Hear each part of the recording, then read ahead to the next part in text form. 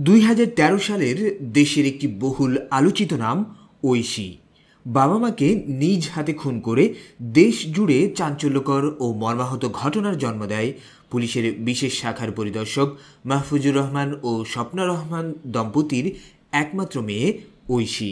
পুলিশের অনুসন্ধান থেকে জানা যায় ঐশী ইয়াবায় আসক্ত ছিল। এই মরণ নেশায় কাল হয়ে দাঁড়ায় আইনের রক্ষক এই পুলিশ দম্পতির। ইয়াবার কারণেই বাবা মায়ের সঙ্গে ঐশীর সাপে নেউলে সম্পর্ক সৃষ্টি হয়, পরিণতিতে খুন হতে হয় তার বাবা মাকে। সাল 1919, তখন প্রথম বিশ্বযুদ্ধের সময়। এই সময় জাপানিরা একটি ঔষধ আবিষ্কারের চেষ্টা করে। মূলত জীবন বাঁচানোর জন্যই তাদের এই আবিষ্কারের প্রচেষ্টা। এই ঔষধটি ছিল ইয়াবা। কিন্তু ধীরে ধীরে ইয়াবার আসল কার্যকারিতা টের পেতে শুরু করলেন অনেকে। জাপানের আবিষ্কারের হাত ধরে ইয়াবা হতে শুরু করে আরও উন্নত, যা মানুষকে যৌন উত্তেজনা ও জেগে থাকার শক্তি যোগাত। এরপর পরবর্তীতে শুরু হয় দ্বিতীয় বিশ্বযুদ্ধ। সে সময় জার্মান প্রেসিডেন্ট অ্যাডলফ হিটলারের ভয়ে কাঁপত পুরো বিশ্ব। এই অ্যাডলফ হিটলার তার মেডিকেল চিফকে আদেশ দিলেন দীর্ঘ সময়ব্যাপী যুদ্ধক্ষেত্রে সেনাদের যাতে ক্লান্তি না আসে, উদ্দীপনায় যুদ্ধ চালিয়ে যেতে পারে, বিমানের পাইলটের নিদ্রা যেন না আসে, মনকে উৎফুল্ল ও চাঙ্গা রাখে এমন কিছু একটা আবিষ্কার করতে। টানা 5 মাস ডাক্তার ও রসায়নবিদগণ চেষ্টা চালিয়ে মিথাইল অ্যামফিটামিন ও ক্যাফেইনের সংমিশ্রণে তৈরি করলেন ইয়াবা। ব্যাস, যা জাপানের সেই ঔষধের হাত ধরেই এসেছে। হিটলারের উদ্দেশ্য সফল, সেনারা মানসিক শক্তিতে বলীয়ান হলো। তখন এর নাম ছিল পারভিটিন। পরবর্তী সময়ে অন্যান্য দেশের যুদ্ধক্ষেত্রে দেশমাতৃকার স্বার্থে অনেক সেনারা ইয়াবা ব্যবহার শুরু করেন। দ্বিতীয় বিশ্বযুদ্ধের পর ইয়াবার প্রভাব এত দ্রুত ছড়িয়ে পড়বে ভাবতে পারেনি কেউ। একসময় ট্যাবলেটটি থাইল্যান্ডে প্রকাশ্যে বিক্রি হতো। থাই ট্রাক চালকেরা রাতে গাড়ি চালানোর ক্লান্তি ভুলে থাকার জন্য এটা ব্যবহার করতেন। পরবর্তীতে ইয়াবাসেবী ট্রাক ও বাস চালকরা বেশ কয়েকটি ভয়াবহ দুর্ঘটনা ঘটালে থাই সরকার 1970 সালে এর বিক্রয় ও ব্যবহার নিষিদ্ধ করে। নেশার এই দ্রব্যটির মূল উপাদান মিথাইল অ্যামফিটামিন এবং ক্যাফেইন।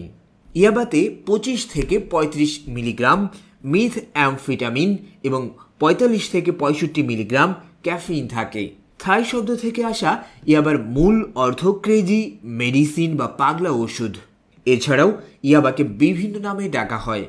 এর মধ্যে ক্রেজি মেডিসিন, হিটলার্স ড্রাগ, সাবু, বুলবুলিয়া নামগুলো উল্লেখযোগ্য। মিয়ানমারে ওয়া এবং কোকাং নামের আদিবাসী সম্প্রদায় ইয়াবা এর সবচেয়ে বড় উৎপাদনকারী। বাংলাদেশে ইয়াবার আবির্ভাব ঘটে 1997 সালে। পরবর্তীতে 2000 সাল থেকে বাংলাদেশের কক্সবাজারের টেকনাফ সীমান্ত দিয়ে মিয়ানমার থেকে ইয়াবা আসতে শুরু করে। এই ট্যাবলেটের দাম তুলনামূলকভাবে বেশি হবার কারণে প্রথম দিকে প্রধানত উচ্চবিত্তদের মাঝেই এটি বিস্তার লাভ করেছিল।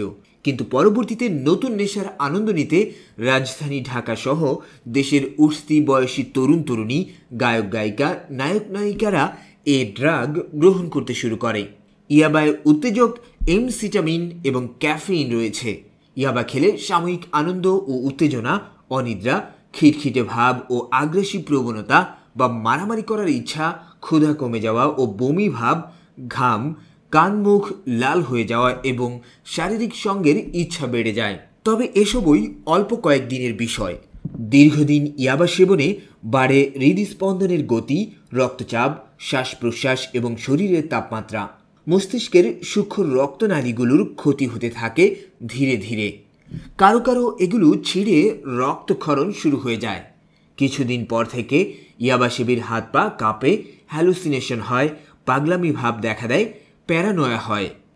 কারো কারো শরীরের তাপমাত্রা বেড়ে যায়, খিঁচুনি হয়, খিটখিটে ভাব, অহেতুক রাগারাগি, ভাঙচুর, নার্ভাসনেস ভুগতে থাকে ইয়াবায় আসক্ত ব্যক্তিরা। স্মরণশক্তি কমে যায়, সিদ্ধান্তহীনতা শুরু হয় এবং কারো কারো সিজোফ্রেনিয়ায় লক্ষণ দেখা দেয়। অনেকে পাগল হয়ে যায়। লেখাপড়ায় খারাপ হয়ে একসময় ডিপ্রেশন বা হতাশাজনিত নানা রকম অপরাধ প্রবণতা, এমনকি আত্মহত্যাও করে থাকে অনেকে। হার্টের ভেতরে ইনফেকশন হয়ে বা মস্তিষ্কের রক্তনালী ছিঁড়ে অনেকে মারা যায়। অনেকে মরে রাস্তায় দুর্ঘটনায় পতিত হয়। কেউ কেউ টানা 7 থেকে 10 দিন জেগে থাকে, তারপর ড্রাগ ওভারডোজেও মারা যায়। ইয়াবা সেবনে যে যৌন শক্তি বাড়ে এটি পুরোপুরি ভুল ধারণা, বরং ইয়াবা সেবনে যৌবন ও জীবনী শক্তি হ্রাস পেতে থাকে। ইয়াবা সেবনকারীদের দাম্পত্য জীবন চিরতরে নিশ্চিহ্ন হয়ে যেতে পারে।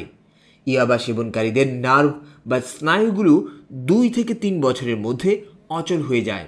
যেহেতু ইয়াবা সেবনকারীরা শারীরিকভাবে অক্ষম হয়ে পড়ে, স্বাভাবিকভাবেই তারা মানসিক রোগে আক্রান্ত হয়।